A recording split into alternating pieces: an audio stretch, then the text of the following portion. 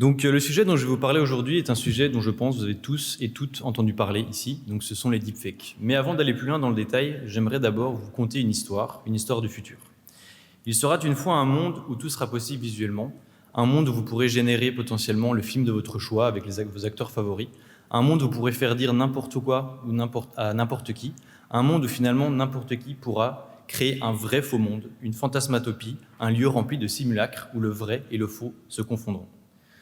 Vous l'aurez compris, nous parlons ici donc du phénomène des deepfakes qui sont, pour parler simplement, des photos, des audios ou des vidéos qui sont modifiées ou créées à l'aide d'une intelligence artificielle générative. Même si nous avons mentionné cette technologie dans une situation future, cette technologie est déjà bien présente dans notre vie quotidienne. Pour les plus cinéphiles d'entre vous, vous aurez remarqué par exemple le rajeunissement de l'acteur Mark Hamill pour faire apparaître Luke Skywalker dans la série Mandalorian. C'est une technologie qui peut effectivement être une certaine aubaine pour l'industrie du cinéma et bien d'autres, mais qui peut aussi être une technologie détournée pour à des fins malveillantes et dangereuses. Certains parlent notamment d'un outil, d'une nouvelle arme d'illusion massive. Et pour cause, même s'ils sont encore imparfaits et complexes à réaliser, les deepfakes sont de plus en plus réalistes et de plus en plus accessibles.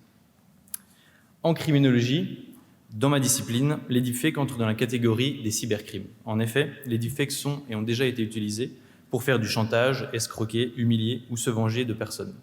On peut par exemple parler du cas de l'utilisation de la pornographie pour faire pression sur certaines femmes, notamment comme une préoccupation majeure actuelle du deepfake. Mais d'autres cas ont aussi été rapportés, comme par exemple le fait d'altérer des discours de politiciens en vue d'une période électorale, notamment en Asie du Sud-Est. C'est en effet utilisé pour falsifier les propos de représentants ou de chefs d'État, comme par exemple le deepfake qui a circulé de Volodymyr Zelensky le lendemain de l'invasion de l'Ukraine par la Russie, où il capitulait.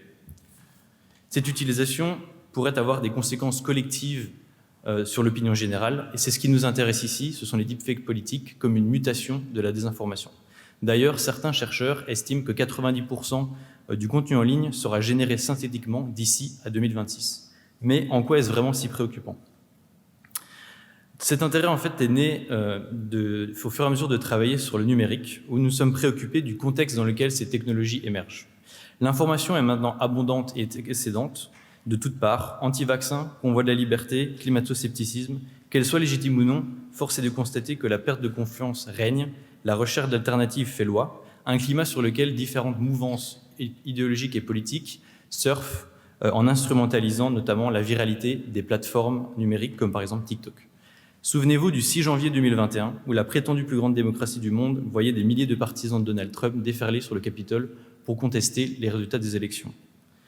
Une désinformation qui a été instillée notamment par l'ex-président des États-Unis sur ces plateformes numériques et qui a eu donc des conséquences réelles sur la société en amplifiant les théories du complot et la polarisation des opinions. Sans être alarmiste, notre objectif est donc de comprendre si les deepfakes constituent ou non un risque bien réel pour la démocratie en processus électoral, exacerbant les tensions et pouvant potentiellement mener à la violence. Et si c'est le cas, de mieux en comprendre ces agencements.